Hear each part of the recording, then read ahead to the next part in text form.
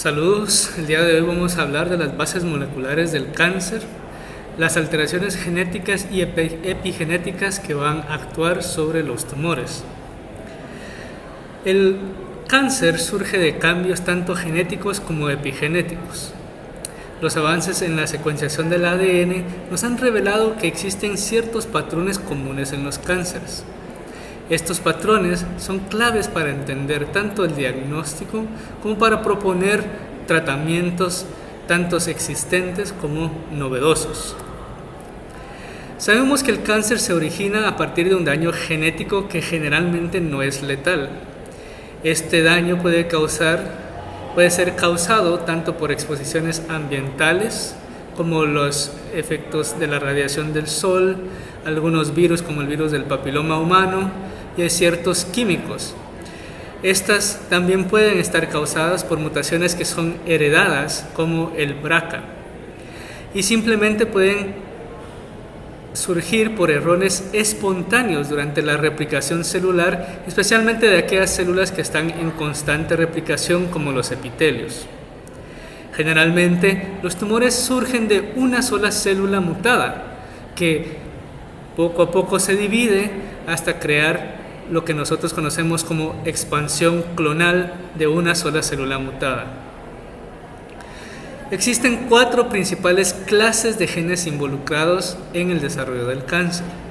Los protooncogenes, que la ganancia de los mismos hace que se impulse el crecimiento tumoral. Los genes supresores de tumores, que la pérdida de la función de los mismos hace que la célula se prolifere de manera descontrolada. Los genes reguladores de la apoptosis, que cuando se alteran son incapaces de regular la supervivencia celular, es decir, la célula no entra en apoptosis. Y los genes de la reparación del ADN, que están constantemente trabajando para evitar inestabilidad genómica. La mutación en estos, por ende, va a causar un estado de inestabilidad en los genes que pueden propiciar el cáncer. El cáncer, sin embargo, no es solo una mutación. Generalmente resulta de la acumulación gradual y secuencial de mutaciones.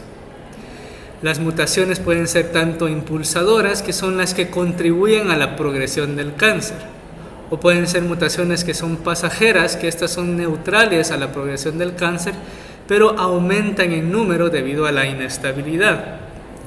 Las mutaciones generalmente que afectan la reparación del ADN van a ser las primeras en aparecer en el desarrollo del cáncer. Además, las células cuando evolucionan, cuando estas empiezan a dividirse por expansión clonal, generalmente pasan por un proceso de selección darwiniana. Al inicio todas las células son genéticamente idénticas, precisamente porque vienen de una sola célula. Sin embargo, con el tiempo, las mutaciones generan subclones que genéticamente se vuelven diversos. Y muchas de estas células se vuelven más agresivas a medida que acumulan nuevas mutaciones. Y generalmente son estas las que van a tener la capacidad tanto de invasión como de hacer metástasis, que son generalmente las que han sido seleccionadas de mejor manera para sobrevivir. Los tratamientos, por ejemplo, pueden causar que esta presión selectiva se acelere. Cuando damos tratamiento, la mayoría de células que no son aptas pasarán a morir, mientras que las que son más agresivas seguirán, sobrevivirán y se van a expandir. Los tumores recurrentes a menudo son de estas clonas que han sido seleccionadas por la presión selectiva de los medicamentos.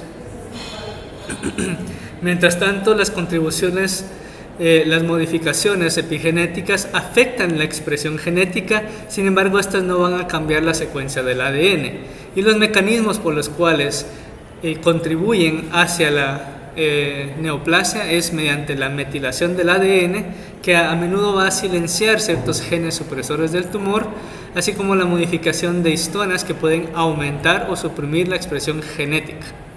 A diferencia de las mutaciones, estas son mutaciones genéticas, estas epigenéticas suelen ser potencialmente reversibles. La secuenciación del ADN nos ha ayudado a identificar las mutaciones que impulsan el cáncer, y esto ha derivado en ciertos tratamientos que son dirigidos para tratar estas alteraciones genéticas.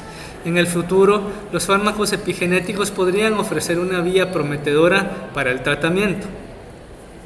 En cuanto a las características moleculares y celulares del cáncer, vamos a tener que las células cancerosas van a presentar 8 cambios fundamentales en su fisiología.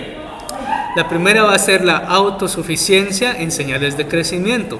Los tumores van a poder proliferar sin necesidad de estímulos externos.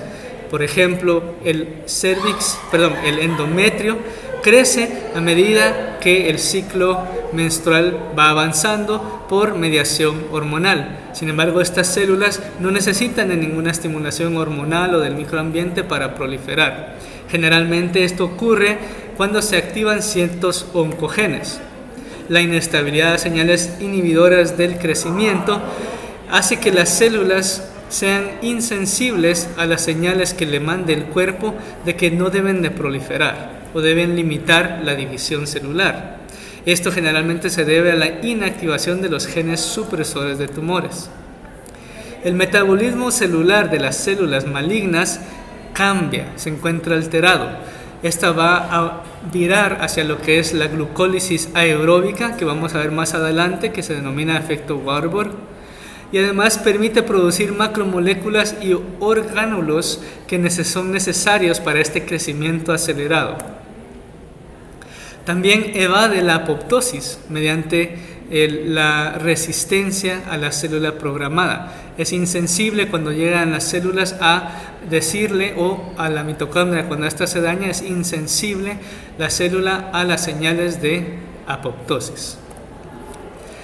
El potencial replicativo se vuelve ilimitado. Las células generalmente tienen una restricción para dividirse. Estas células han alcanzado la mortalidad en el sentido de que tanto evaden la senescencia celular como la limitante de la proliferación. Además, estas células son capaces de producir una angiogénesis sostenida. Esto es necesario puesto que los vasos sanguíneos son los que llevan el suministro de oxígeno y nutrientes esenciales para este crecimiento acelerado que llevan las células neoplásicas. También tienen una capacidad de invasión y de hacer metástasis. La mayoría de las células son incapaces de salir de su microambiente. Sin embargo, ciertas interacciones entre los procesos internos del tumor y las señales del entorno hacen de que estas células sean capaces de entrar en los vasos sanguíneos, incluso de anidarse en órganos a distancia. Estas células también son capaces de evadir el sistema inmunológico, que normalmente detecta y elimina las células que tienen mutaciones y anormalidades. Estas generan ciertas alteraciones que logran evadir la respuesta de las células inflamatorias. La inestabilidad genómica y la inflamación van a promover la transformación celular y la progresión tumoral. Estas condiciones van a facilitar además la adquisición de las características que se mencionaron anteriormente. Es decir, no solo la inestabilidad genética, sino que también el ambiente inflamatorio que promueve las células neoplásicas va a ayudar a la progresión tumoral. Vamos a hablar un poco entonces de la autosuficiencia de las señales del crecimiento. Estas generalmente habíamos dicho que ocurren por oncogenes. Los oncogenes son genes que son mutados, causan un crecimiento celular excesivo. Estas versiones mutadas o sobreexpresadas de algunos protooncogenes suelen promover la división celular. Las oncoproteínas son proteínas que han sido codificadas por estos oncogenes y que son activas de manera constitutiva y son resistentes a las señales externas. ¿Cuál va a ser el efecto compuesto de los oncogenes y las oncoproteínas? Que estas van a liberar a las células de los puntos de control que normalmente hacen que no se proliferen de manera excesiva. La señalización normal de los factores de crecimiento generalmente son por unión de factores de crecimiento. Estos receptores son los que van a estar alterados. Además, la activación del receptor va a estar además mediada por estas proteínas, que va a estar limitada tanto en su transmisión de la señal como en la activación de los factores de transcripción. La genética, la expresión de estos genes va a promover la entrada y la progresión del ciclo celular, es decir, no va a entrar en un proceso de apoptosis. Y los cambios metabólicos también van a estar alterados, ya que vamos a ver más adelante que dejan de ser por la vía aeróbica.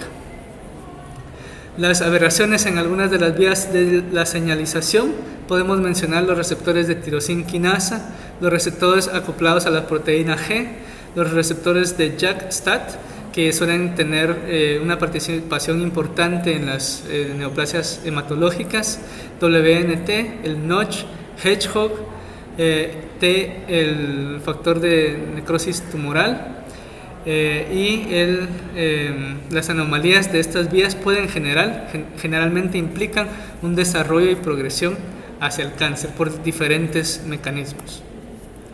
Las oncoproteínas van a acelerar además la replicación del ADN y el progreso del ciclo celular. Nunca va a entrar en el proceso de la muerte celular. Además, los genes que son supresores de los tumores van a inhibirse y entonces van a permitir que la célula siga en crecimiento. Las vías de crecimiento celular también van a promover la biosíntesis de componentes celulares esenciales para que la célula no muera. Esto es importante porque podemos desarrollar ciertos targets de tratamiento para generalmente ir buscando estas vías de crecimiento celular y limitarlas. Los oncogenes pueden causar un crecimiento celular descontrolado y las oncoproteínas van a ser activas en este proceso. Las vías de señalización normales generalmente se encuentran alteradas y por ende la célula puede escapar la regulación del cuerpo. Las oncoproteínas y los genes supresores de tumores van a regular el crecimiento. En este caso, los supresores van a estar inhibidos y van a permitir el crecimiento, mientras que las oncoproteínas van a promover el crecimiento. El metabolismo alterado es una característica fundamental del cáncer. Esto lo vamos a ver más adelante, pero generalmente es un buen mecanismo para que nosotros podamos buscarlo por fines terapéuticos. Ahora, en cuanto a las oncoproteínas y el crecimiento celular, podemos decir que las células, como habíamos dicho, son proteínas constitutivamente activas. Participan en las vías de señalización que impulsan la proliferación celular. Los protooncogenes, que son las versiones normales de estas, codifican factores de crecimiento, expresan receptores y transductores de señales que son fundamentales en el componente del ciclo celular. Normalmente estas van a actuar de una forma parácrina, una célula va a actuar sobre la otra, pero estos pueden también causar una respuesta a sí misma, es decir, la célula va a mandarse señales a sí misma para que pueda proliferar. Algunos de estos ejemplos podrían ser los glioblastomas, que tienen PDGF y que expresan además el receptor para recibir esta misma comunicación autócrina. Los receptores de tirosina quinasa son cruciales en el cáncer también. Estos se activan por mutaciones puntuales o reordenamientos genéticos y amplificaciones genéticas. Algunos ejemplos de los tumores que tienen alterada la vía de la tirosina quinasa son los adenocarcinomas de pulmón por el factor de crecimiento epitelial y el HER2 en mama, que nosotros sabemos que es bastante frecuente encontrar. Además, en los pulmones también podemos hablar del ALK, que también son fundamentales en la vía de los receptores de la tirosina quinasa. La vía del RAS están mutados en 15 al 20% de todos los tumores. Algunos tumores que son frecuentes son, por ejemplo, los adenocarcinomas pancreáticos, que están mutados en el 90%. Los cánceres de colon también van a tener afección de RAS, y en los 30% de los adenocarcinomas de pulmón. La vía PIK3K, AKT y MAPK son vías principales que van a ser más abajo de la vía del RAS. Y vamos a tener que están mutadas en el 30% en los carcinomas de mama. También vamos a tener que el BRAF se encuentra mutado en el 100% de las leucemias peludas y en el 60% de los melanomas, que son tumores que actualmente tienen tratamiento dirigido. Por eso es importante conocer estas mutaciones. El MYC va a tener funciones en la activación de genes y el crecimiento celular, regula las ciclinas D y aumenta la expresión del AR ribosomal. Esto va a tener una implicación muy importante en la reprogramación del metabolismo, que vamos a ver más adelante. Además, va a regular a las telomerasas, que son fundamentales para escapar la senilidad. Las ciclinas y las quinasas, que son dependientes de las ciclinas, también tienen un control progresivo del ciclo celular, y las mutaciones frecuentes generalmente resultan por ganancias de las ciclinas D o pérdidas de la función de los inhibidores de CDK. El P16 también se encuentra mutado en el 25% de las familias que son propensas a los melanomas y la deleción en el 75% de los cánceres pancreáticos. El P16 y las ciclinas van a tener un control importante sobre el ciclo celular. Como les mencionaba, conocer estas alteraciones son importantes en las implicaciones terapéuticas. Actualmente contamos con inhibidores de HER2, inhibidores de EGFR y algunos inhibidores de BCR-ABL para las leucemias mieloides. Sin embargo, el desafío principal es que estas células desarrollen una resistencia al tratamiento. Entonces es bueno conocer que estas terapias dirigidas funcionan, pero también tenemos que recordar que la selección darwiniana continúa y que esto podría hacer de que escapen de estas terapias dirigidas. Luego tenemos la siguiente característica, que es la insensibilidad a la inhibición del crecimiento. Sabemos que las células tienen que escapar en la regulación del crecimiento.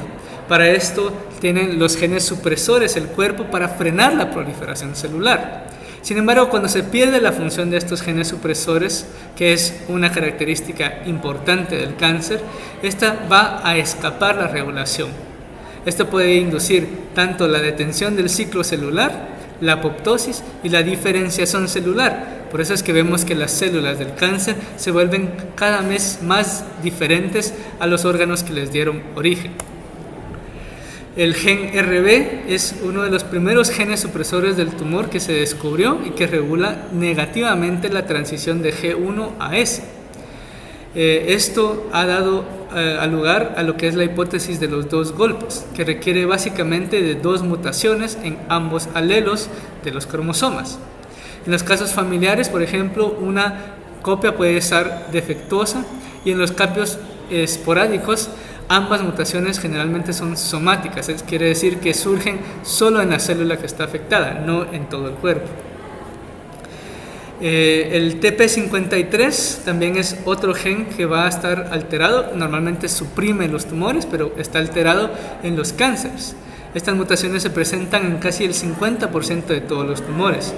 Sabemos que el TP53 tiene funciones fundamentales en regular el ciclo celular, reparar el ADN y en la senescencia celular para que éstas puedan entrar en apoptosis. La detención transitoria del ciclo celular permite que la reparación del ADN sea continua. La senescencia, por el otro lado, se ve detenida permanentemente del ciclo celular, y la apoptosis se elimina completamente a pesar de que las células puedan tener un daño irreparable. Otros genes supresores importantes son el APC, que es como el guardián de las neoplasias colónicas, lo vamos a ver, por ejemplo, en la poliposis adenomatosa familiar. La E-caderina, que mantiene a las células unidas, lo vamos a ver, por ejemplo, mutado en los cánceres gástricos familiares y en algunos cánceres de mama. El PTEN, que regula negativamente la vía del PI3K, que vimos que era un oncogen, se encuentra mutado, por ejemplo, en el síndrome de Cowden. ¿Qué implicaciones terapéuticas podemos tener? Si sabemos el estado del P53, podemos dirigir terapias, por ejemplo, la radioterapia o la quimioterapia convencional, y sabemos que estos van a responder. Cuando hay pérdida del P53, entonces los fenotipos mutadores generalmente crean resistencia al tratamiento y tenemos que saber de que el pronóstico no va a ser igual. El STK11 regula el metabolismo celular, afecta la captación de la glucosa, la gluconeogénesis y la síntesis de proteína. Entonces, en este caso, el tumor va a beneficiarse de la supresión de este tumor, que generalmente va a ser un limitante en cuanto a su metabolismo. Es decir, la célula necesita un metabolismo acelerado y esta lo va a regular. Si eliminamos esto del camino, pues la célula va a tener todos los metabolismos que necesita. Hablando del metabolismo, vamos a ver de que las células entran en un efecto Warburg y otras alteraciones metabólicas que vamos a conocer a continuación. El efecto Warburg es un concepto fundamental en la malignización de las células. Las células cancerosas normalmente muestran un metabolismo distinto a las células que le dio origen. Mantienen altos niveles de consumo de glucosa y esto aumenta la conversión de la glucosa a lactosa por glicólisis. Este proceso ocurre incluso en la presencia de oxígeno. ¿Por qué es esto importante? ¿Verdad? Vamos a ver de que la glicólisis aeróbica proporciona intermediarios metabólicos. Estos intermediarios son necesarios para sintetizar componentes celulares. La fosforilación oxidativa, por el contrario, no proporciona estos componentes. Entonces, estos componentes que son fundamentales para el crecimiento celular no se observan en las células cancerosas. Por eso es que las neoplasias viran hacia esta glicólisis aeróbica. ¿Por qué es importante conocer que cambia este metabolismo? Porque esta hambre por la glucosa, que se le puede decir, permite que nosotros hayamos desarrollado ciertos marcadores para medir qué tan rápido se está consumiendo la glucosa. La tomografía por emisión de positrones, que emplea el 18F-fluorodesoxiglucosa como marcador, hace que brille en las radiografías estos tumores y entonces es fácil encontrarlos. ¿Qué son los requerimientos biosintéticos de las células? Primero, las células en crecimiento deben duplicar todos sus componentes. Para esto necesitan sintetizar ADN, ARN, proteínas, lípidos, que son fundamentales para los orgánulos. La fosforilación oxidativa pura no puede producir estos componentes. Entonces, el balance metabólico va a favorecer la fermentación aeróbica. La reprogramación metabólica es provocada por ciertas cascadas de la señalización que involucran receptores tanto de factores de crecimiento como las vías desreguladas del cáncer por ciertas mutaciones. Esto va a estar afectado tanto por oncogenes como la supresión de los genes de los tumores que normalmente limitan a los tumores. La vía del PI3K aumenta la activación de los transportadores de glucosa, que es lo que habíamos visto que regulaba anteriormente el gen supresor. El MYC va a regular la expresión de enzimas glucolíticas y va a hacer que éstas pasen a un metabolismo aeróbico. Los supresores tumorales a menudo inhiben las vías que apoyan el crecimiento, pero el P53, que normalmente inhibía la captación de la glucosa y la glucólisis, se va a ver afectada. Entonces va a haber una captación mayor de la glucosa y de la glucólisis. Las mutaciones en las enzimas del ciclo de Krebs van a afectar el metabolismo por las mutaciones IDH, que son particularmente importantes, que van a producir 2-hidroxiglucurato, que es un oncometabolito.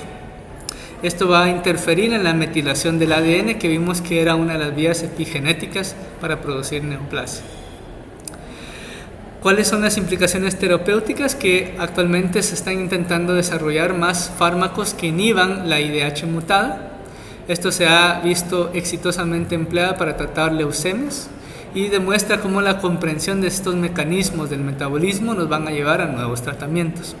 Además, representa un avance significativo a las terapias dirigidas, es decir, todas aquellas que no dependen de una quimioterapia que va a matar a todas las células que están en reproducción.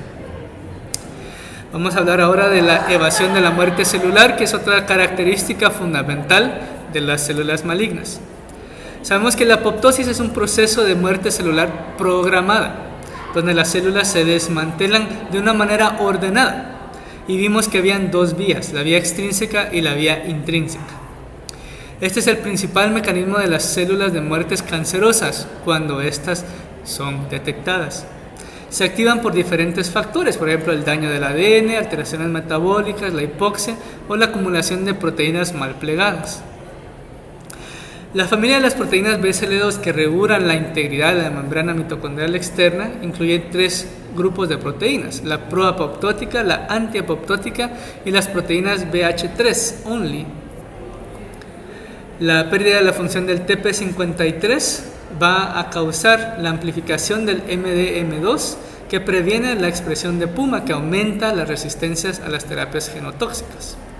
La sobreexpresión de estas familias de BSL2, ¿verdad?, son aquellas que van a causar una desregulación de la muerte celular programada.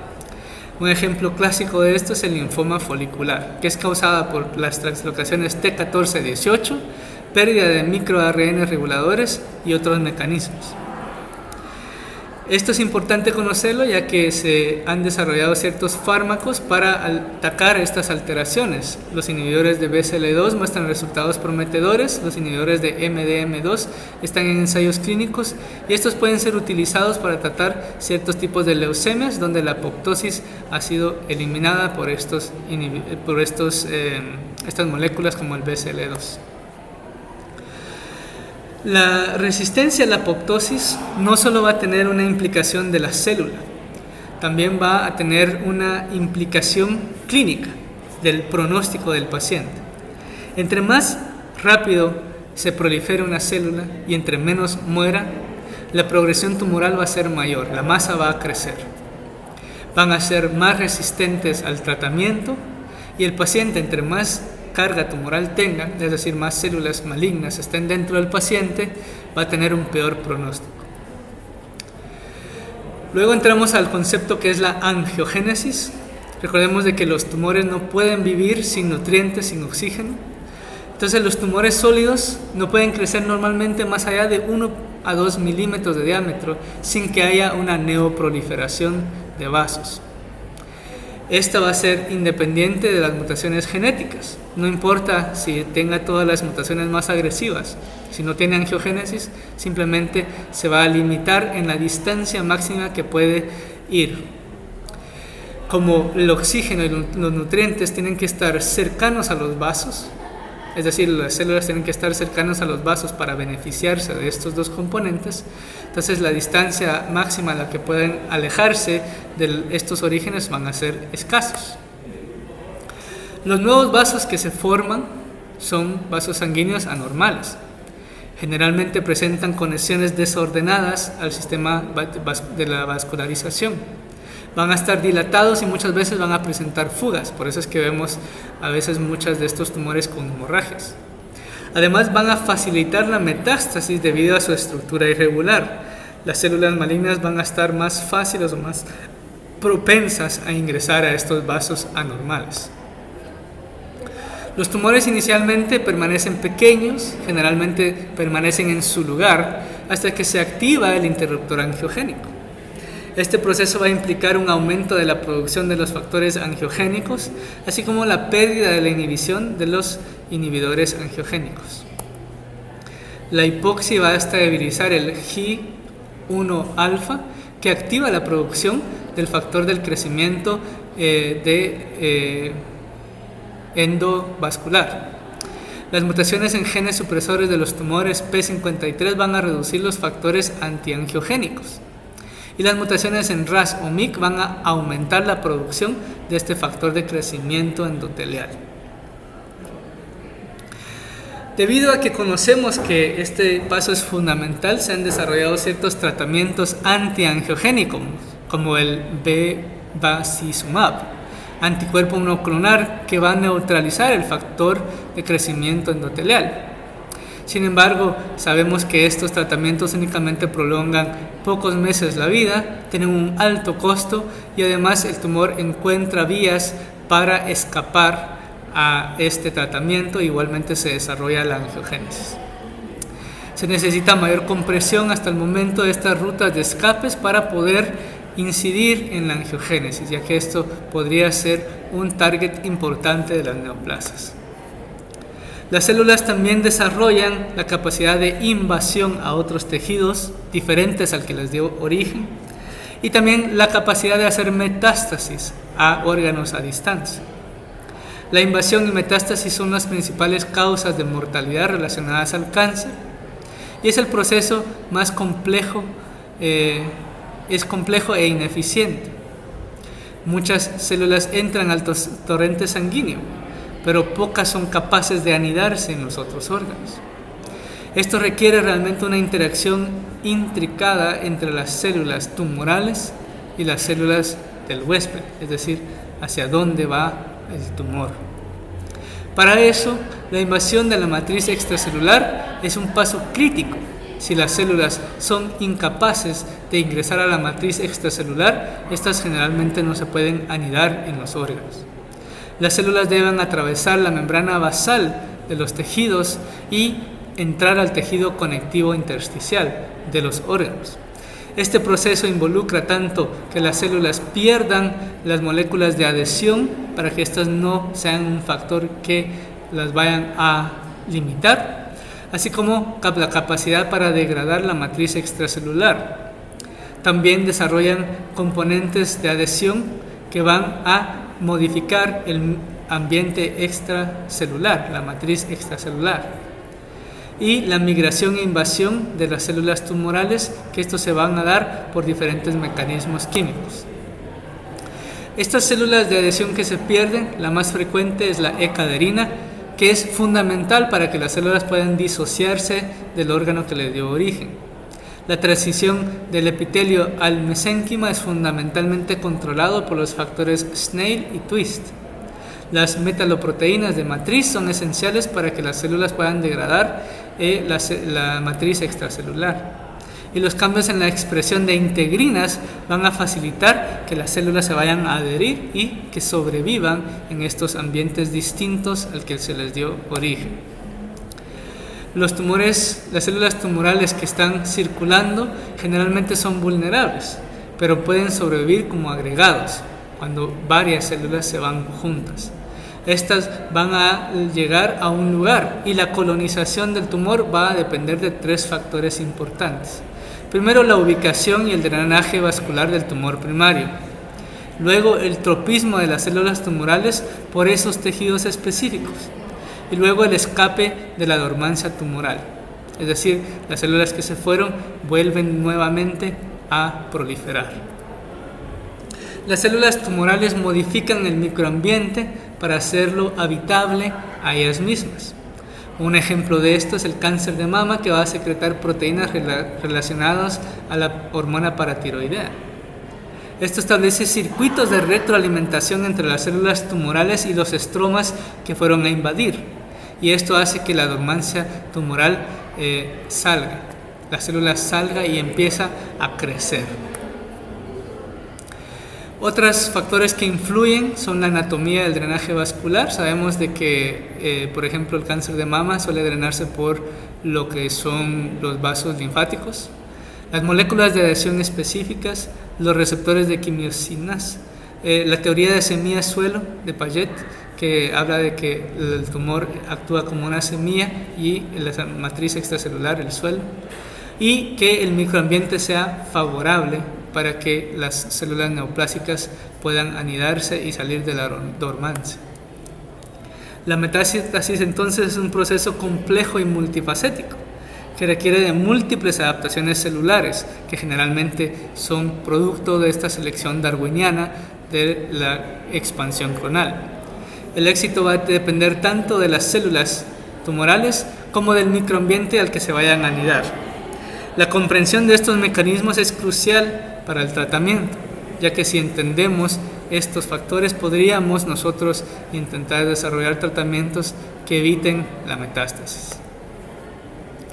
Luego tenemos de que las células tumorales evaden el sistema inmunológico. Los tumores expresan 3 tipos principales de antígenos: los neoantígenos de genes mutados, que son producidos por mutaciones conductoras y pasajeras, y tienen una mayor carga mutacional correlacionada con mejor respuesta inmune.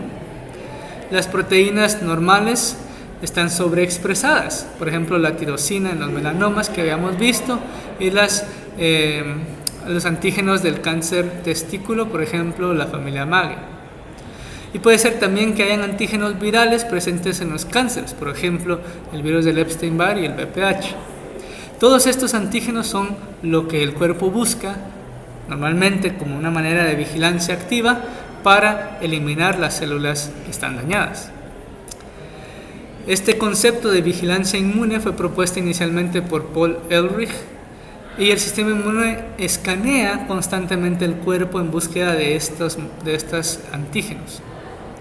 Los tumores que crecen en individuos inmunocompetentes han desarrollado mecanismos para evadir la respuesta inmune. Es decir, si una persona tiene su sistema inmunológico intacto, debería de ser capaz de detectar estos antígenos, pero las células neoplásicas han desarrollado mecanismos para que esto no suceda. Esta vigilancia generalmente se efectúa por los linfocitos T citotóxicos, que mediante el reconocimiento presentados por estos antígenos causan destrucción de las células. Otros mecanismos es, por ejemplo, a través de las células TCD4, las células NK y los macrófagos activados. Cuando las células tumorales logran evadir el sistema inmunológico, va a haber una pérdida de antigenicidad. Va a haber selecciones de variantes que no expresan antígenos. Es decir, la superficie de la célula no va a dar el banderazo de que está dañada. Reduce la expresión de moléculas MHC. Es decir, el cuerpo ya no va a ser capaz de reconocer o no si son parte del complejo mayor de histocompatibilidad. La inmunosupresión activa. Algunas de estas células van a expresar puntos de control inhibitorios, como el PDL1, que van a decirle a las células que aquí no pasa nada. También mediante la secreción de factores inmunosupresores, como el factor de crecimiento tumoral beta y la interleuquina 10, y también la inducción de células T reguladoras. Las inmunoterapias que se han desarrollado han precisamente intentado bloquear estos anticuerpos que producen las células neoplásicas. Por ejemplo, algunas terapias contra PDL1 son efectivas. Los factores predictivos de la respuesta va a depender mucho de la carga de neoantígenos, es decir, cuántos realmente de estos antígenos expresan, la deficiencia en la reparación del ADN y la expresión de estos factores como el PDL1. Los desafíos son que el 25 a 40% de los pacientes van a responder a estos puntos de inhibición de controles. La terapia combinada, por el otro lado, ha resultado en mejores pronósticos. Los principales efectos adversos va a ser de que estos vayan a estimular una autoinmunidad y que también vayan a haber daños en los órganos por inflamación. Como obviamente no podemos solo decirle al sistema inmunológico que ataque a las células malignas, puede ser de que también dañemos nuestros órganos que estén sin neoplasia. Por eso es necesario identificar biomarcadores que son predictivos y de ahí derivar nuevas terapias. La inestabilidad genómica en el cáncer es un concepto importante que también es un factor de crecimiento de las neoplasias. Sabemos de que a lo largo de la vida de una célula pueden haber mutaciones y que estas generalmente van a poderse reparar. Sin embargo, la inestabilidad genómica en estas células van a ser aberraciones genéticas que aumentan las tasas de mutaciones. Esto suele ser muy frecuente en las células neoplásicas. Facilitan la adquisición de mutaciones conductoras necesarias para la transformación y la progresión tumoral. El P53, que habíamos visto que era un gen supresor contra estos daños oncogénicos, es el que generalmente va a estar más comúnmente mutado en el cáncer. La pérdida de la función del mismo, ya vimos que acumula mutaciones puntuales, puede permitir aneuploidías y puede permitir reorganizaciones cromosómicas complejas. Los factores de reparación del ADN actúan como correctores del ADN, van a ir corrigiendo las secuencias del ADN como que si fueran correctores ortográficos. Cuando estos se encuentran suprimidos o están defectuosos o están mutados, estos van a causar inestabilidad de los microsatélites Uno de los ejemplos más importantes es el síndrome de Lynch, que ocasiona un cáncer colorectal generalmente hereditario. Estos van a generalmente reparar daños que están causados, por ejemplo, por la radiación ultravioleta, los defectos que causa, por ejemplo, la xeroderma pigmentosa, que van a causar, por ejemplo, riesgos de cánceres de piel. Los síndromes hereditarios pueden tener deficiencias, por ejemplo, en la helicasas, en el síndrome de Bloom, la ataxia telangiectasia, puede tener defectos en ATM, y la anemia de Fanconi defectos en reparación de los enlaces cruzados, así como el cáncer de mama que habíamos dicho anteriormente, que cuenta con mutaciones de BRCA. Algunos casos especiales son, por ejemplo, cuando hay una tasa baja de error, pero las mutaciones resultan en altas cargas de mutaciones y hay una mejor respuesta a la inmunoterapia. Entonces, cuando hay alteración de la ADN polimerasa, las mutaciones suelen ser bastante frecuentes. Algunos ejemplos, por ejemplo, en las células linfoides, esto va a iniciar un proceso regulado especial que involucra los genes RAG1 y RAG2. Y mediante la enzima AID va a alcanzar una recombinación de cambios de clase, hipermutaciones somáticas y otros riesgos de neoplasias linfoides. Luego tenemos de que la inflamación y el cáncer tienen un mecanismo y efecto bastante interesante. El cáncer va a provocar una reacción inflamatoria crónica. Eso lo vimos en la clase reciente. Los tumores son frecuentemente comparadas con heridas que no van a sanar, y por eso es que la inflamación crónica va a tener una particular incidencia alta en estos tumores. La inflamación puede causar síntomas sistémicos como la anemia, la fatiga y la caquexia, que son tan característicos de los tumores. Además, sabemos que en la inflamación crónica, además de causar este daño tisular, va a haber una promoción del crecimiento de leucocitos infiltrantes, el estroma, van a liberar proteasas que movilizan factores del crecimiento de la matriz extracelular. Además, va a haber una supresión del control del crecimiento mediante las proteasas que degradan moléculas de adhesión, y estas van a eliminar a su vez estas barreras naturales que ha impuesto el cuerpo para el crecimiento celular. Además, los macrófagos, vamos a recordar de que van a secretar ciertas integrinas que van a propiciar la angiogénesis para nuevos vasos, que normalmente en ocasiones normales de la inflamación crónica ayudan a la reparación del tejido, pues en este caso hace que la formación de nuevos vasos sanguíneos favorezcan a la neoplasia. Y estas interacciones estromales van a aumentar la resistencia a la quimioterapia, es decir, va a proteger a las células neoplásicas. Recordemos entonces que en la inflamación crónica los macrófagos M2 son los que van a causar esta neovascularización y reparación del tejido normalmente, pues estos son los que se van a encontrar en los cánceres avanzados.